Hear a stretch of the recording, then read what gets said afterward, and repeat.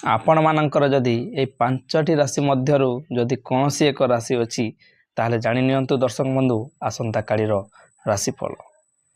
ଏଠୁ ମିଥୁନ ରାଶି ବ୍ୟକ୍ତି ବିଶେଷ ଆବଶ୍ୟକ ବାଦ ବିବାଦ ଓ କ୍ରୋଧରୁ ଦୂରେଇ ରୁହନ୍ତୁ, ଅର୍ଥାତ୍ କାରବାରରେ ଭଲ ଭାବେ ବିଚାର କରି ନିଷ୍ପତ୍ତି ନିଅନ୍ତୁ।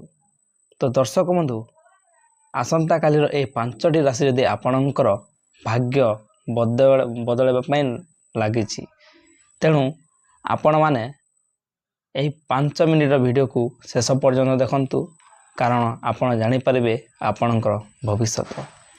ତ ପ୍ରଥମେ ମେଷ ରାଶି, କାର୍ଯ୍ୟକ୍ଷେତ୍ର ପରିଶ୍ରମର ଭଲ ଫଳ ମିଳିବ। ଅଟକିଥିବା କାମ ସମ୍ପୂର୍ଣ୍ଣ ହେବାର ସମ୍ଭାବନା ରହିଛି। ପରିବାରରେ ଖୁସିର ପରିବେଶ ରହିବ। ଧନ ପ୍ରାପ୍ତିର ନୂଆ ସୁଯୋଗ ସୃଷ୍ଟି ହେବ। ସ୍ୱାସ୍ଥ୍ୟ ସାଧାରଣତଃ ଭଲ ରହିବ।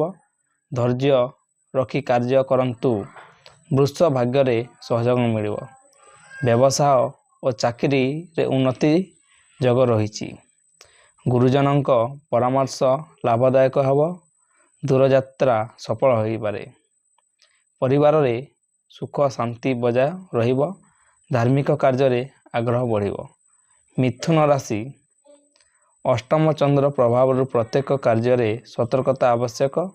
ଅନାବଶ୍ୟକ ବାଦ ବିବାଦ ଓ କ୍ରୋଧରୁ ଦୂରେଇ ରୁହନ୍ତୁ। ଆର୍ଥିକ କାରବାରରେ ଭଲ ଭାବେ ବିଚାର କରି ନିଷ୍ପତ୍ତି ନିଅନ୍ତୁ।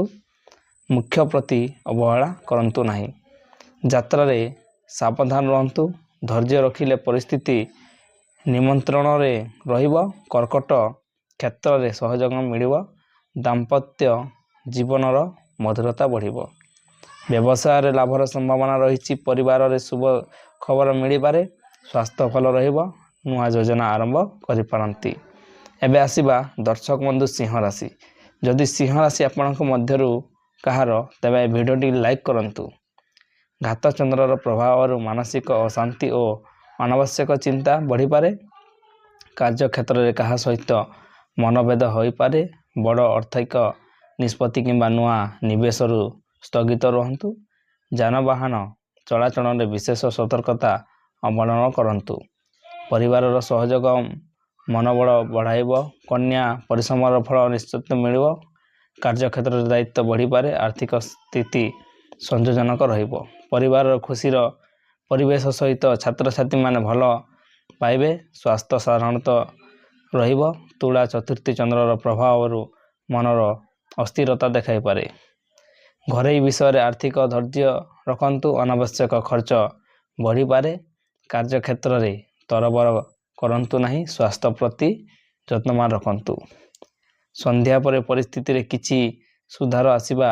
ଇଚ୍ଛା ଓ ସାହସ ଆତ୍ମବିଶ୍ୱାସ ବଢ଼ିବ। ଛୋଟ ଯାତ୍ରା ଲାଭଦାୟକ ହୋଇପାରେ। ଭଉଣୀମାନଙ୍କ ସହଯୋଗ ପାଇବେ। କାର୍ଯ୍ୟକ୍ଷେତ୍ରରେ ପ୍ରଶଂସା ମିଳିବ। ଧନ ଲାଭର ସମ୍ଭାବନା ରହିଛି। ନୂଆ କାମରେ ସଫଳତା ମିଳିବ। ଧନ ସମ୍ବନ୍ଧୀୟ କାର୍ଯ୍ୟରେ ସଫଳତା ମିଳିବ। ପରିବାରରେ ଆନନ୍ଦର ପରିବେଶ ରହିବ। କଥାବାର୍ତ୍ତାରେ ସକ୍ଷମ ରଖନ୍ତୁ। ବ୍ୟବସାୟରେ ଲାଭ ମିଳିପାରେ। ସ୍ୱାସ୍ଥ୍ୟ ଭଲ ରହିବ। ସଞ୍ଚୟ ଉପରେ ଧ୍ୟାନ ରଖନ୍ତୁ। ମକର ଚନ୍ଦ୍ର ରାଶିର ଥିବା ଆତ୍ମବିଶ୍ୱାସ ବଢ଼ିବ।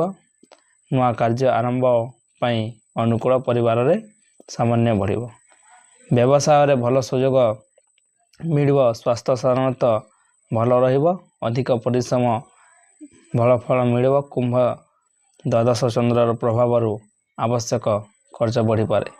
ମାନସିକ ଚିନ୍ତା କିମ୍ବା ନିଦ୍ରାହୀନ ଅନୁଭବ କରିପାରନ୍ତି। କାର୍ଯ୍ୟକ୍ଷେତ୍ରରେ ଗୁପ୍ତ ବିରୋଧୀଙ୍କଠାରୁ ସତର୍କ ରୁହନ୍ତୁ।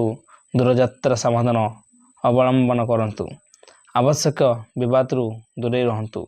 ଧ୍ୟାନ ଓ ପ୍ରାର୍ଥନା ମନକୁ ଶାନ୍ତ ରଖନ୍ତୁ। ମୀନ ଆୟ ବୃଦ୍ଧି ସୁଯୋଗ ମିଳିବ। ବନ୍ଧୁଙ୍କ ସହଯୋଗରେ ଅଟକିଥିବା କାମ ସମ୍ପୂର୍ଣ୍ଣ ହେବ। ବ୍ୟବସାୟରେ ଭଲ ଲାଭର ଯୋଗ ରହିବ।